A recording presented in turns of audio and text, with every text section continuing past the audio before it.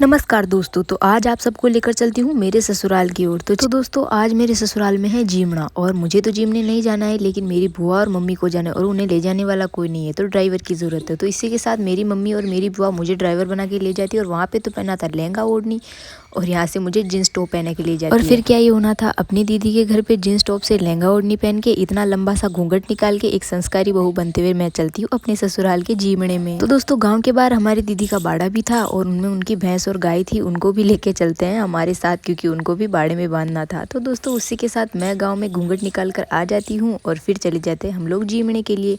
तो दोस्तों सबसे इम्पोर्टेंट बात आपको बता दूँ कि जीमणे में जलेबी, चक्की, लाडू, पूड़ी और नमकीन बहुत सारे सामान थे।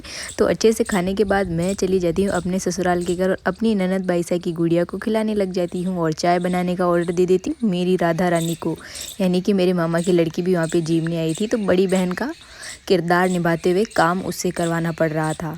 तो दोस्तों वैसे तो काम करती नहीं है, लेकिन ससुराल में मेरी इज्जत कम ना हो इसीलिए कर दिया। और शाम को जब वापस घर आते हैं तो दादी श्री का ऑर्डर मिलता है कि मेरे लिए भंवरी चलाओ। तो दोस्तों मेरी दादी को भंवरी की कॉमेडी बहुत ज़्यादा पसंद है। आप में से किस किस को पसंद है ये भी कमेंट करके ज़रूर बताएं। तो दोस्तों अगर अकेले दादी को फ़ोन देकर भंवरी चला दिया तो हम सब लोग तो बोर हो जाएंगे, इसीलिए मैंने एक आइडिया सोचा और अपनी टीवी में कास्ट स्क्रीन पकड़ा के मोबाइल से भंवरी की कॉमेडी चला दी।